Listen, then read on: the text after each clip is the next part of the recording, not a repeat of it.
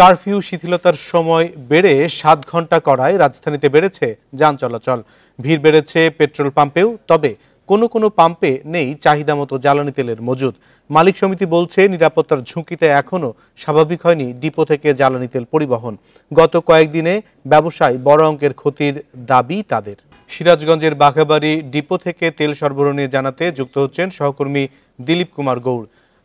দিলীপ, সিরাজগঞ্জের বাঘাবাড়িতে তেলের সরবরাহ কেমন আছে এবং সেখানে তেলের মজুদ কি পরিমাণ? সারা দেশে যেই তেল চাহিদা, সেই তুলনায় তেলের মজুদ সম্পর্কে জানতে চাই আপনার কাছ থেকে।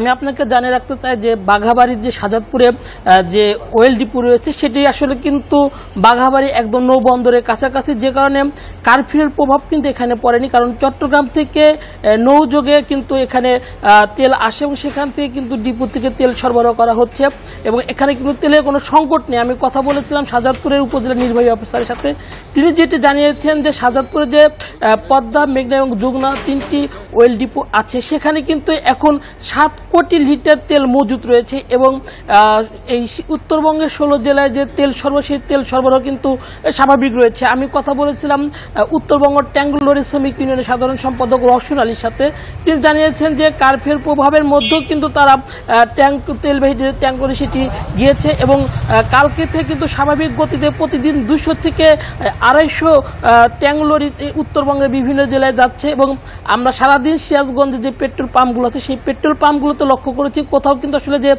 জ্বালানি তেলের সংকট, সেই সংকট নেই এবং কোথাও আসলে যে গাড়ি নিয়ে বা মোটরসাইকেল নিয়ে দুর্ভোগ, সেই দুর্ভোগ পোহাতে হচ্ছে না।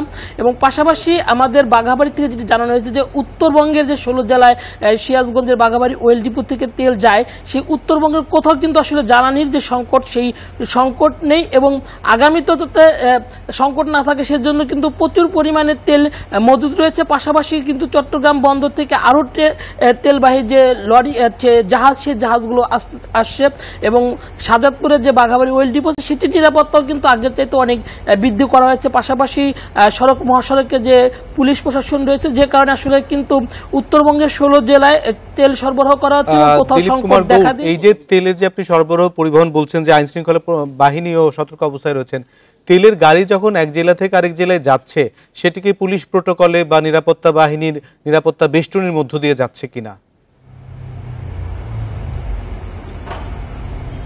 আসলে সিরাজগঞ্জের যে মহাসড়ক রয়েছে বাঘাবাড়ি থেকে বগুড়া পর্যন্ত মহাসড়কের বিভিন্ন পয়েন্টে আসলে কিন্তু পুলিশ মোতায়েন করা রয়েছে, যে কারণে আসলে তেলের ট্যাঙ্ক লরিগুলো কিন্তু আসলে যে পুলিশ প্রোটোকলে, সেই পুলিশ প্রোটোকল নেই। তবে আমরা দেখছি যে 7টি, 8টি, 10টি করে ট্যাঙ্ক লরি একত্রে তারপরে কিন্তু তারা আসলে উত্তরবঙ্গের বিভিন্ন জেলার দিকে যাচ্ছে। যেহেতু মহাসড়কে র্যাব, পুলিশ, বিজিবি এবং সেনাবাহিনীর টহল রয়েছে, যে কারণে আসলে শ্রমিকরা বলছিল যে তারা সড়কে নিরাপদভাবেই যাচ্ছে, যদিও কোথাও তারা। বক্তব্য পরিষ্কার। আপনাকে অনেক ধন্যবাদ আমাদেরকে এই তথ্যগুলি জানানোর জন্য।